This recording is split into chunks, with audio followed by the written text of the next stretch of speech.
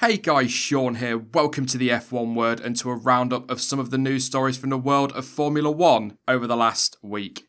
Kicking us off then, and Cyril Abiteboul has said that the Renault power unit is capable of challenging for the title and that it is Red Bull who only have themselves to blame for failing to do so. Over the winter, many expected that Red Bull would be able to challenge the likes of Mercedes and Ferrari, and early season pace did look strong. However, due to a number of retirements for both drivers, including mechanical issues and of course that incident in Baku, the title challenge failed to materialise. The team now looks set to finish third in the Constructors' Championship once again. And Abiteboul alluded to this, insisting that Red Bull should be challenging for the title this year, as the Renault engine is more than capable of doing so. The Renault boss stated, "The engine is good enough to put a car in pole position, win races and fight for the title. Red Bull proves it. Without their problems, they would now be fully in the title fight, and only two of their problems had to do with the engine. Here we are on schedule with our catching up. I am convinced that we will catch up with Mercedes and Ferrari in 2019, maybe even overtake. I am satisfied with the performance increase, not yet with reliability." Abiteboul was also asked about the gap in performance between the Renault engine versus Mercedes and Ferrari, as well as the gap to Red Bull's 2019 engine supplier, Honda. He continued, "That's hard to express in numbers because everyone has different numbers. We believe that in the race we are still 5 to 10 kilowatts behind Ferrari and Mercedes and between 20 and 30 kilowatts ahead of Honda.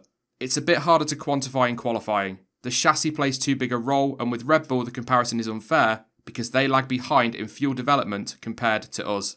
Having made some solid steps forward over the last couple of seasons, it's going to be interesting to see whether or not Renault can make such a big step forward in 2019 as they are claiming. But one thing is for sure, the rivalry between Renault and Red Bull Honda will be one to watch and enjoy next season.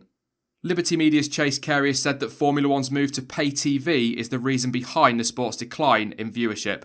According to figures, the average number of people tuning in for live races in 2018 has dropped by 4% compared to last season. However, speaking to racefans.net, Carey said that the main reason for the decline in viewership was due to Italy's switch to pay TV earlier in the year, but that the numbers were increasing elsewhere, most notably in the USA and China.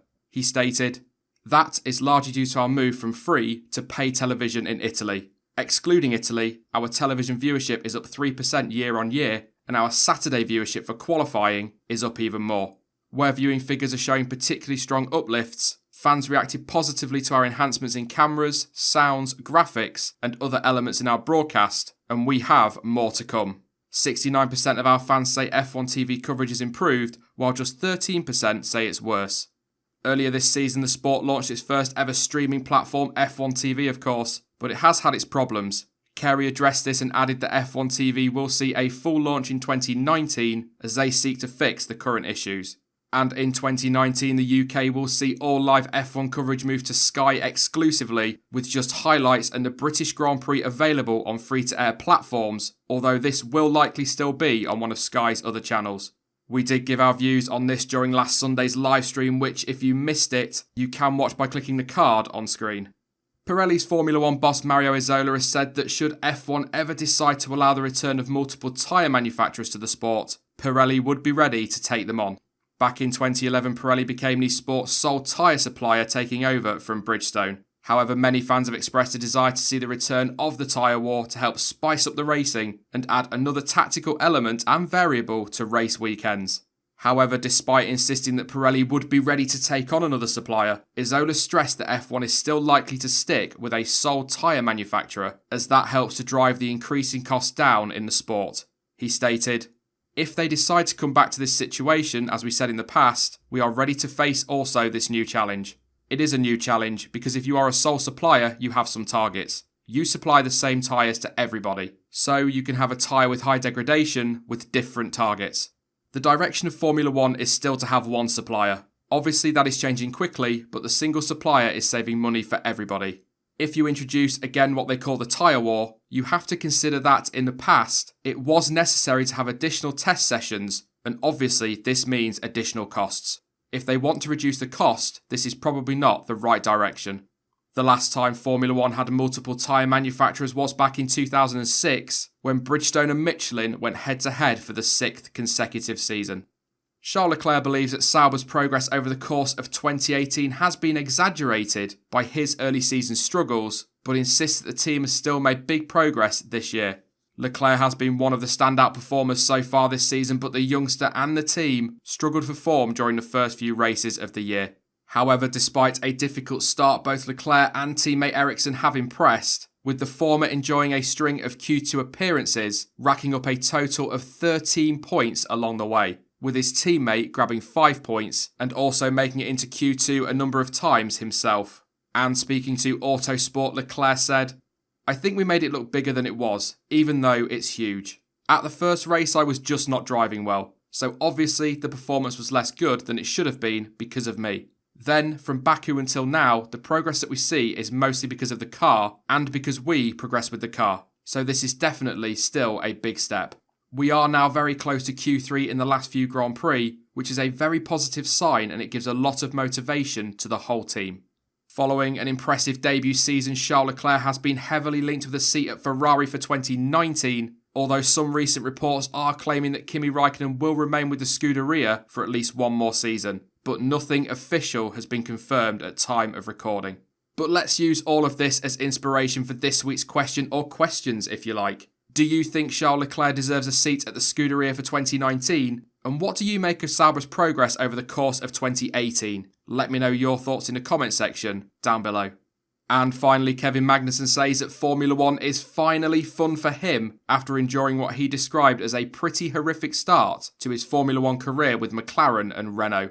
Of course, the Dane began his career at McLaren back in 2014 and secured an impressive second place on his debut at the Australian Grand Prix. However, he failed to really build on that and was demoted by the team at the end of the season before being dropped at the end of 2015. K-Mag was then picked up by Renault for 2016 but soon left for Haas at the end of the year. And speaking to Autosport, Magnussen said that his time at Haas has been the most fun he has had in the sport. He said, "It's really good fun, the most fun I've had in Formula 1, and the most competitive and kind of honoured feeling I've had. I think it just shows the quality that the team is made of. They are able to make decisions and they are able to commit and take directions. It's a real strength of the team. They don't have any fights at the top or differences of opinions.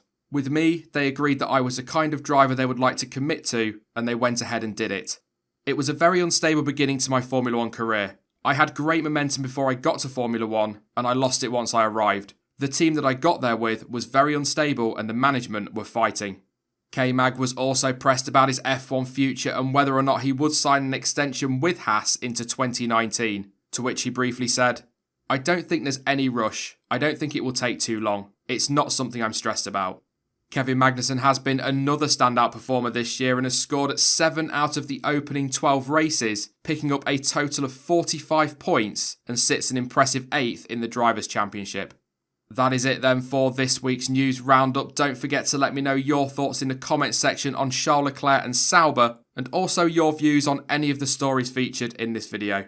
I will be back on Thursday with another video, and don't forget to join myself, Jonty and Chainbear live this Sunday at 6 PM UK time for our usual stream. In the meantime though, you can follow me on social media. Links to Twitter, Instagram, Facebook and to Discord are all in the description down below. But as ever, thank you for watching. I've been Sean, this has been the F1 Word, and until next time, goodbye.